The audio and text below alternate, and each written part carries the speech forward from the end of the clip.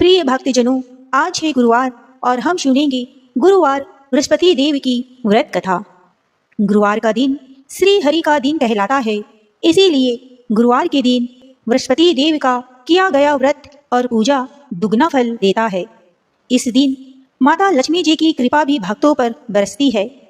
अग्नि पुराण के अनुसार मान्यता है कि जो व्यक्ति हर गुरुवार को भगवान विष्णु की पूजा करता है या बृहस्पति देव की कथा को मात्र सुन भी लेता है तो गुरु बृहस्पति देव जी और भगवान विष्णु जी की कृपा बरसती है। सुनने वाले सभी भक्तों की परेशानियां तुरंत ही दूर हो जाती है और वे गरीबी और कष्टों से मुक्त हो जाते हैं। आज इस पावन अवसर पर गुरुवार के दिन मैं आपको धन, पुत्र और सौभाग्य देने वाली गुरुवार की पौराणिक व्रत कथा सुनाने जा रही हूँ। जो भक्त सुख समृद्धि की कामना रखते हैं वो भक्तगण इस वीडियो को एक लाइक जरूर करें और कमेंट में जय श्री हरि विष्णु लिख दीजिए। हे भक्तगणों, अब आप अपने मनोकामना पूर्ण करने वाली बृहस्पति देव की व्रत कथा सुनेंगे। तो चलिए बृहस्पति देव की व्रत कथा का शुभ आरंभ करते हैं। भारतवर्ष में एक प्रतापी और दानी राजा राज्य करता था। वह गरीबों और ब्राह्मणों की हमेशा ही सहायता करता था। यह बात उसकी रानी को बिल्कुल भी अच्छी नहीं लगती थी। वह ना तो गरीबों को दान देती थी और ना ही भगवान की पूजा करती थी। वह राजा को भी दान देने से मना किया करती थी। अब एक दिन राजा शिकार खेलने को वन में गए थे। रानी महल में अकेली थी। उसी समय बृहस्पति देव साधु के वेश में राजा के महल में भिक्षा मांगने को आए। अब रानी ने भिक्षा देने से इनकार कर दिया और कहा, हे साधु महाराज, मैं तो इस दान पुण्य से तंग आ गई हूँ। मेरा पति सारा धन लुटाता रहता है। मेरी तो इच्छा है कि हमारा सारा धन नष्ट हो जाए और फिर ना रहेगा बांस और ना बचेगी बांसुरी। साधु ने कहा, हे देवी, तुम तो बड़ी ही विचित्र हो। धन और संतान तो सभी को ही चाहते हैं। पुत्र और लक्ष्मी तो पापी के घर भी होनी चाहिए। यदि तुम्हारे पास धन अधिक है तो तुम भूखों को भोजन दे दो, प्यासों के लिए प्याऊ बनवा दो और मुसाफिरों के लिए धर्मशालाएं खुलवाओ। जो निर्धन अपनी कुंवारी कन्याओं का विवाह नहीं करा सकते हैं उनका तुम विवाह करा दो। ऐसे और भी अनेक काम हैं, हे देवी, जिनके करने से तुम्हारा यश लोक और परलोक में फैलेगा। परंतु रानी को साधु के उपदेश का कोई भी प्रभाव नहीं पड़ा। वो बोली, हे साधु महाराज, आप मुझे कुछ ना समझाएं। मैं ऐसा धन नहीं चाहती हूँ जो हर जगह बांटती फिरूं। फिर साधु ने उत्तर दिया, हे देवी, यदि तुम्हारी ऐसी ही इच्छा है तो तथास्तु। तुम ऐसा करना कि बृहस्पतिवार को घर लिपकर पीली मिट्टी से अपना सिर धोकर स्नान कर लेना, चूल्हा जलाकर कपड़े धोने को रख देना और हर बृहस्पतिवार को मांस और मदिरा का सेवन करना। और अपने पति से भी कहना कि वो बृहस्पतिवार के दिन ही अपनी हजामत करवाए। अब ऐसा करने से तुम्हारा सारा धन नष्ट हो जाएगा और फिर तुम्हें किसी को दान पुण्य भी नहीं करना पड़ेगा। अब इतना कहकर वो साधु महाराज वहां से चले गए। साधु के बताए अनुसार रानी ने वही काम करना शुरू कर दिया। अब केवल 3 ही बृहस्पतिवार बीते थे कि उसकी सारी धन संपत्ति नष्ट हो गई। भोजन के लिए भी राजा का परिवार तरसने लगा। अब एक दिन राजा रानी से बोले, हे रानी, तुम यहीं रहो और मैं दूसरे देश जाता हूँ, क्योंकि यहाँ तो सभी लोग मुझे जानते हैं, इसलिए मैं कोई छोटा मोटा काम भी नहीं कर सकता हूँ। ऐसा कहकर राजा परदेश चले गए। वहां वह जंगल से लकड़ियां काट लाते और शहर में बेच देते। इस तरह वो अपना जीवन व्यतीत करने लगे। इधर राजा के परदेश जाते ही रानी और उसकी दासी दुखी रहने लगे। एक बार जब रानी और दासी को 7 दिन तक बिना भोजन के रहना पड़ा तो रानी ने अपनी दासी से कहा, हे दासी, पास के ही नगर में मेरी बहन रहती है। वो बड़ी ही धनवान है। तू उसके पास जा और कुछ धन लेकर के आ, ताकि थोड़ी बहुत गुजर बसर हो पाए और खाने को कुछ अन्न भी मिल सके। अब दासी रानी की बहन के पास गई।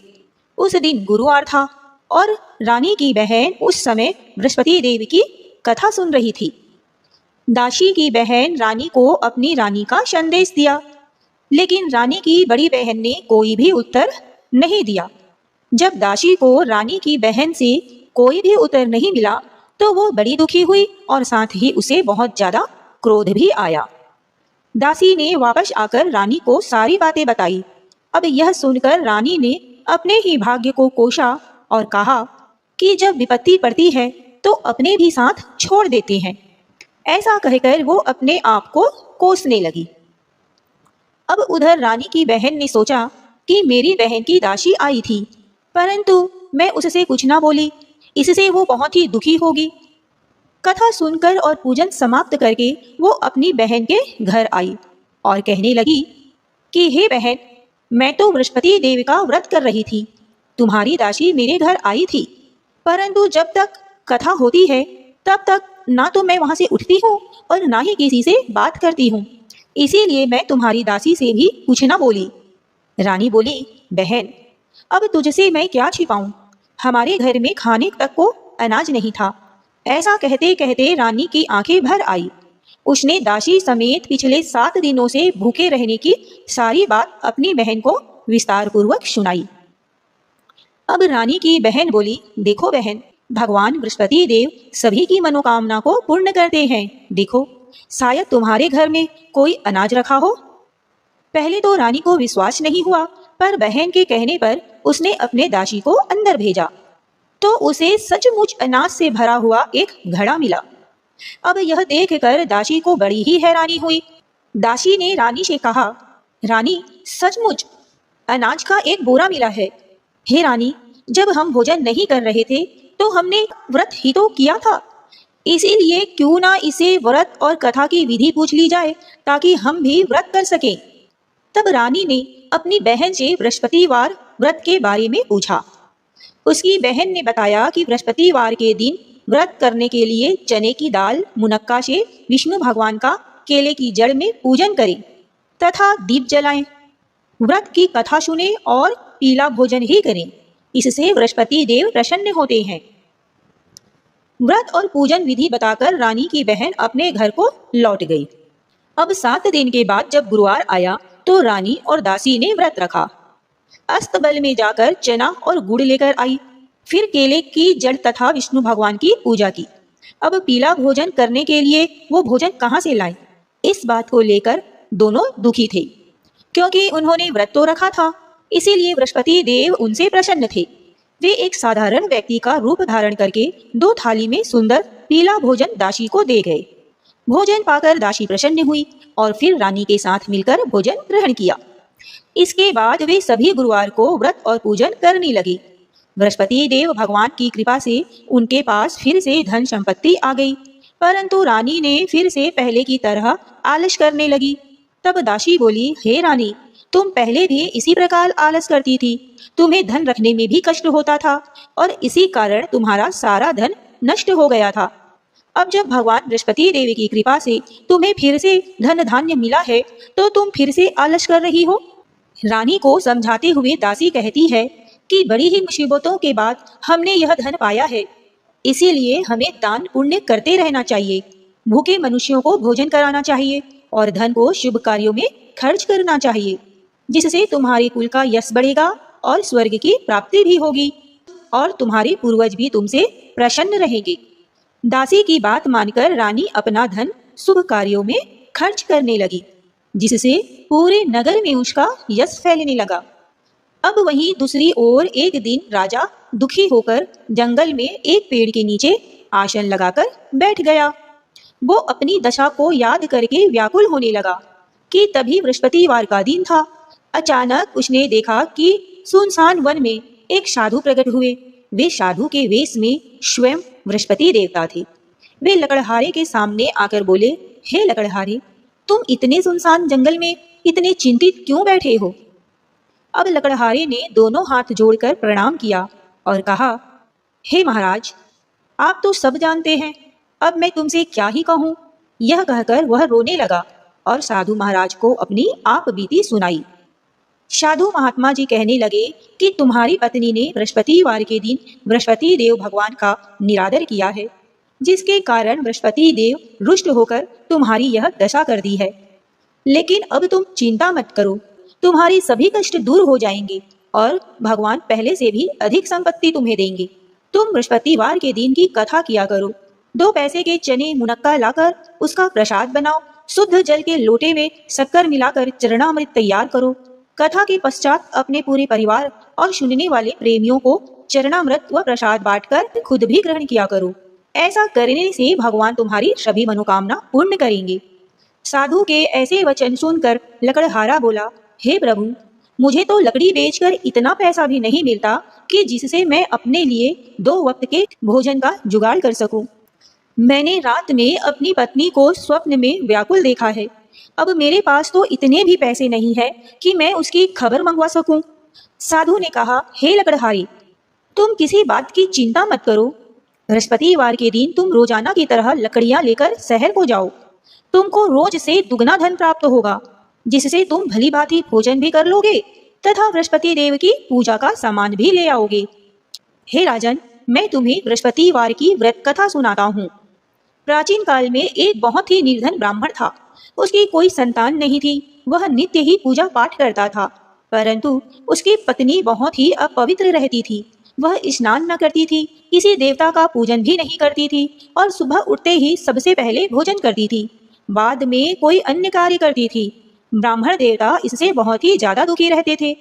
पत्नी को बहुत समझाते थे, किंतु उसका कोई परिणाम नहीं निकलता था।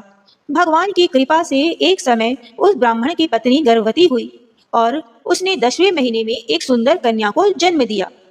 निर्धन ब्राह्मण कन्या के जन्म से बहुत ही ज्यादा दुखी हुआ। धीरे धीरे ब्राह्मण की कन्या बड़ी होने लगी। बचपन से ही उस कन्या की रुचि भगवान विष्णु जी की पूजा में थी। वह सुबह उठते ही स्नान करके भगवान विष्णु की पूजा करने मंदिर में जाया करती थी। बृहस्पति देव को व्रत करके विधि पूर्वक पूजा पाठ करती थी। पूजा पाठ के बाद वह अपने पढ़ने के लिए पाठशाला में जाती थी और घर से चलते हुए एक मुट्ठी जौ भरकर अपने साथ ले जाती और पाठशाला के रास्ते में थोड़े से जौ गिराते हुए जाती थी। अब जब पाठशाला से घर लौटती तो वो जौ के दाने सोने में बदले हुए मिलते थे। लड़की सभी सोने के दानों को चुनकर घर ले आती थी। एक दिन जब वह सोने के दाने साफ कर रही थी तो उसकी माँ ने कहा, बेटी, सोने के दाने साफ करने के लिए तो सोने का सूप भी होना चाहिए। अगले दिन बृहस्पतिवार था। उसने भगवान बृहस्पति देव से पूजा करते हुए प्रार्थना की कि हे बृहस्पति देव, यदि मैंने आपका सच्चे मन से व्रत और विधि पूर्वक पूजा की है तो मुझे सोने का सूप दे दो।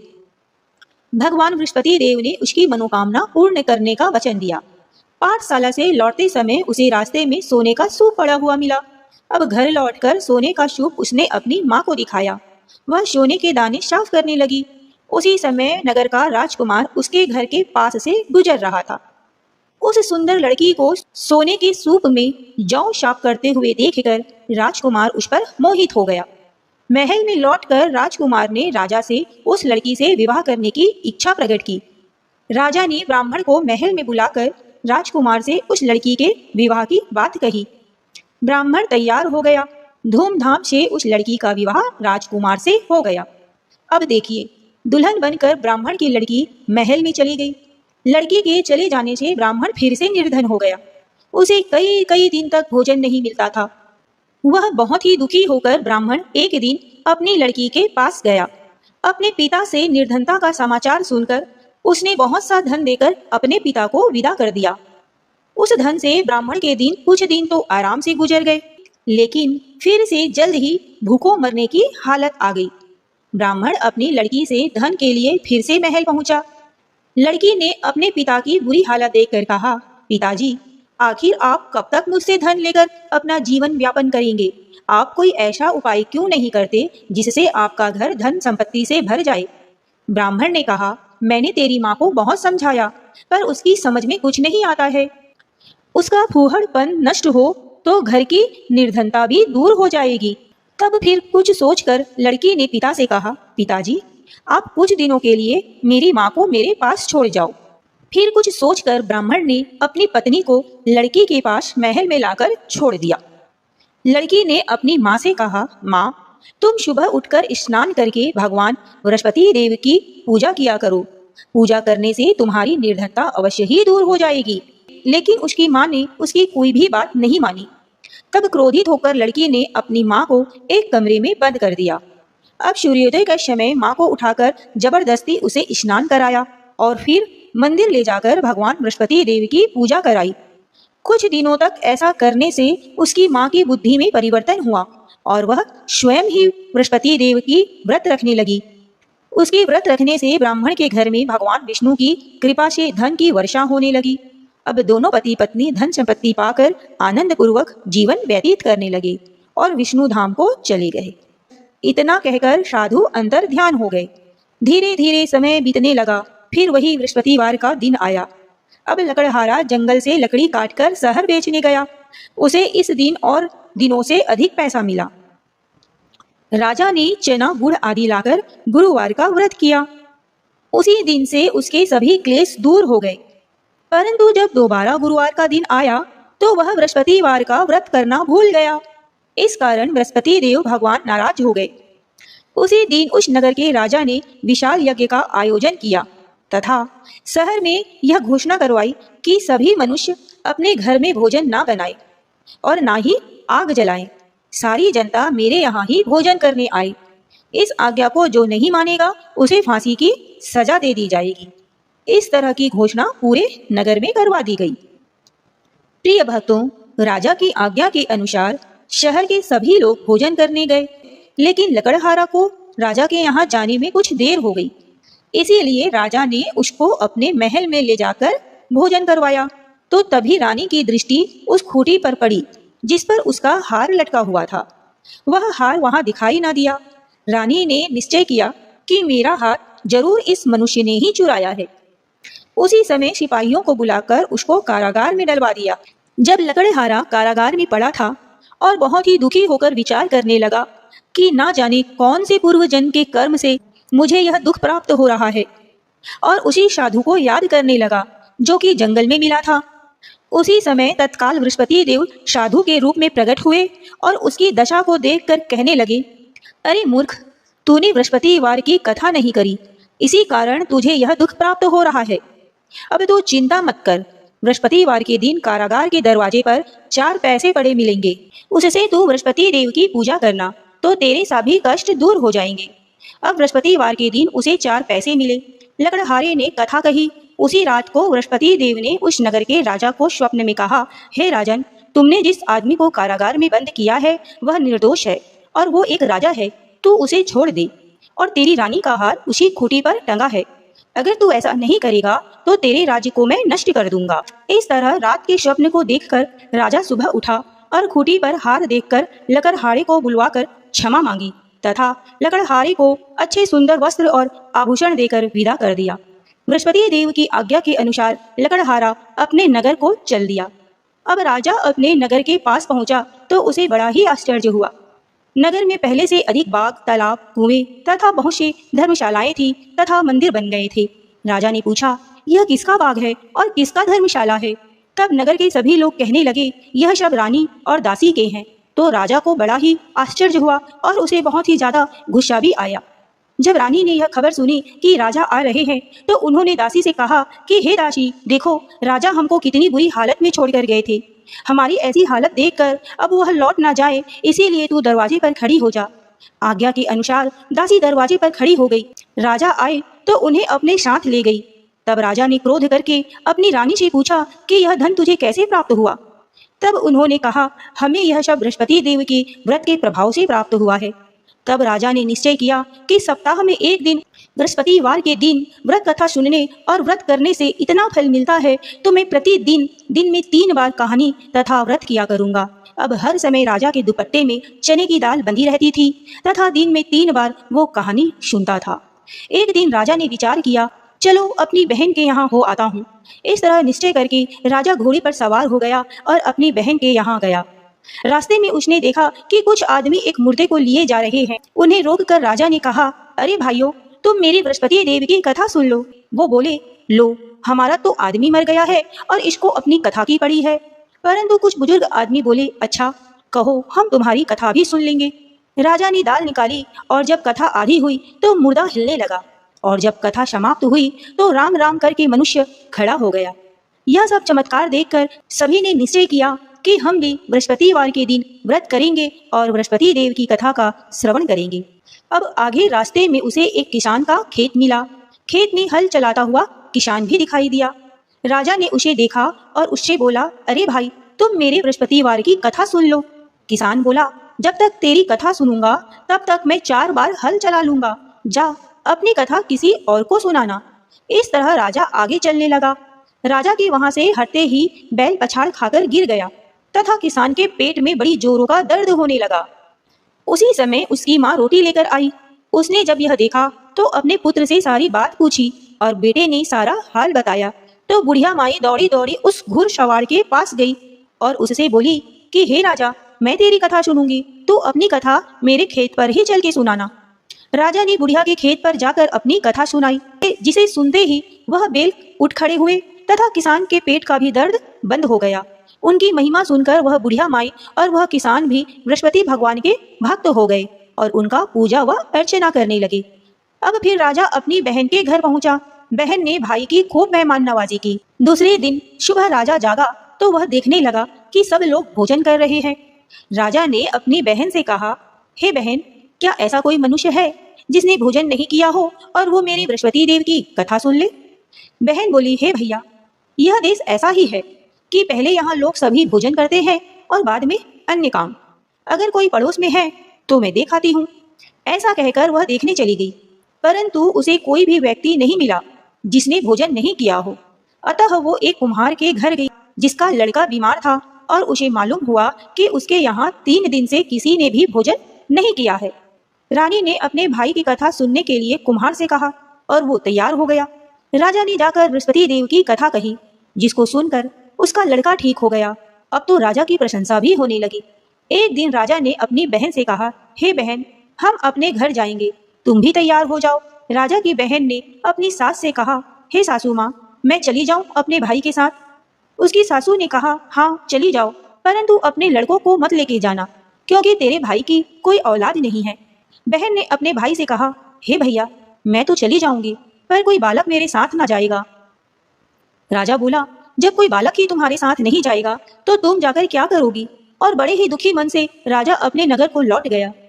राजा ने अपनी रानी से कहा कि हम निसंतान हैं। रानी बोली, हे प्रभु, बृहस्पति देव ने हमें सब कुछ दिया है, वो हमें औलाद भी अवश्य ही देंगे। उसी रात बृहस्पति देव ने राजा के स्वप्न में आकर कहा, हे राजा, उठ, सभी सोच त्याग दे, क्योंकि तेरी रानी गर्भवती है। यह बात सुनकर राजा बहुत ही खुश हुआ और 9 महीने के बाद रानी के गर्भ से एक सुंदर पुत्र पैदा हुआ। तब राजा बोला, हे रानी, स्त्री बिना भोजन के तो रह सकती है, पर बिना बोले नहीं रह सकती है। जब मेरी बहन आए तो तुम उससे कुछ ना कहना। रानी ने यह सुनकर हाँ कहा। जब रानी की बहन ने यह शुभ समाचार सुना तो उसे बहुत खुशी हुई तथा बधाई लेकर वो अपने भाई के यहाँ आई। तभी रानी ने कहा, घोड़ा चढ़कर तो नहीं आई हो, गधा चढ़कर आई हो ना? रानी की बहन बोली, भाभी, मैं इस प्रकार ना कहती तो तुम्हें औलाद कैसे मिलती? बृहस्पति देव ऐसे ही है, जैसी जिसकी मनोकामना है सभी को पूर्ण करते हैं। जो सदा भाव पूर्वक बृहस्पति देव का व्रत करता है एवं कथा पढ़ता है अथवा सुनता भी है और दूसरों को सुनाता है, बृहस्पति देव उसकी सभी मनोकामना को पूर्ण करते हैं। तो ये थी बृहस्पति देव की व्रत कथा। तो प्रेम से बोलिए बृहस्पति भगवान की जय।